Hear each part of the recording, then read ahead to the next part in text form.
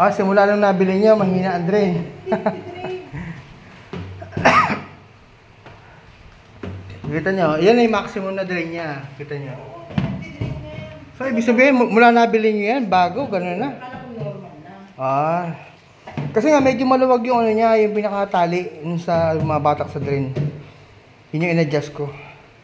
Tapos dahil tinatabong namin hanggang sa pinakasalit na siya. Yan, kita nyo, bilis na ubos dahil na. Hindi mo bilis o. Masyadong mabula ang sabon nyo. Ano pa ba sabon yan? Kaya kami nag-channel muna kasi testing mo. Masyadong mabula. Ma-access sa tubig yan pag mabula. Automatic washing machine kasi yung hindi dapat mabula ang sabon. Kaya nga nakikita may kapitbahay ko, automatic, hindi maliit. Para hindi maraming banlaw ang kailangan. Alam na namin niya kuya, pag automatic yung sigaro ka sa gaba. Kasi ito open eh, pwede mong kusot-kusotin kung napuntahan eh, di ba? Tsaka kung kailangan mo rin na exercise, okay lang. Yan, ito nyo, lakas ng... Ang katamarat, tinuro na kami. Oh. Eh, iba kasi mga busy. Kasi kailangan pa rin kusutin mo kuya. Yung misis ko, habang nakasalang yung labada, edi panood-nood ng Korean novela. Oo, pero maganda rin yung exercise sa katawan yan. Meron kang kilos na ginagawa. Para ba kami? Yung lang, yung damit ang matulog. Pero yung bedsheet, ako pa rin. Basta dinidikitan ng apo kong ginagamit na apo ko. Hindi ko pinapagkatiwala. Butit kalakasan nyo pa. Ano po? Ano po edad nyo ngayon?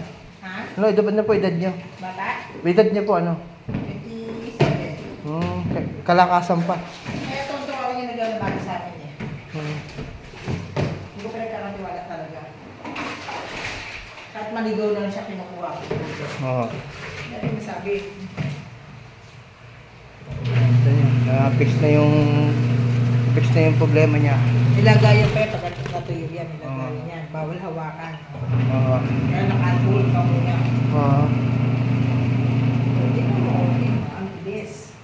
Diba? Kita niyo, bilis na ubos, di ba? Nung naayos yung drain niya. Sinisyon? Sige ma'am, sa itawagan niyo ako sa umaga ng para ma-remind ako. Sabado? Oo, pero that day pupunta ako. Pero hindi. Siguro mga later afternoon na. Sige ma'am. Mahal pa rin kami. I-remind nyo lang ako kapag nagwe-wait na kayo para alam ko kasi that time maybe may ginagawa akong ibang customer, di ba? I-remind nyo lang ako. Kasi ka naman kulit ako kanina kasi ayaw masayang araw ko. Okay ma'am. Wala na kami ibang chance. Sige ma'am. Sige ma'am, tawagan mo ako. Thank you. Yan na po yun. Come on, thank you.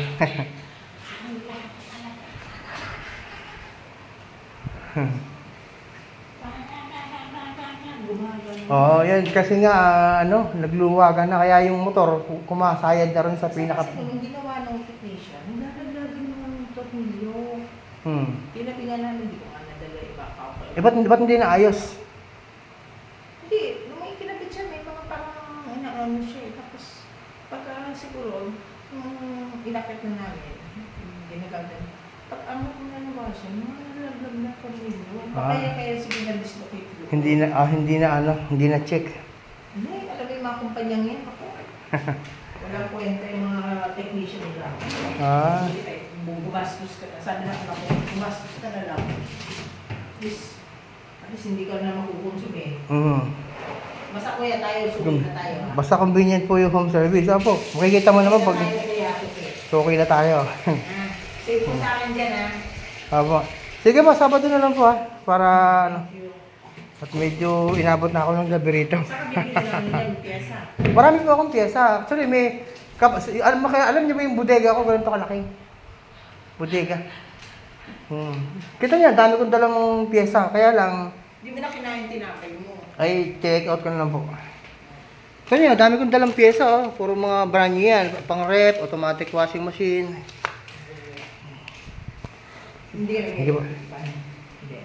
Ano ba?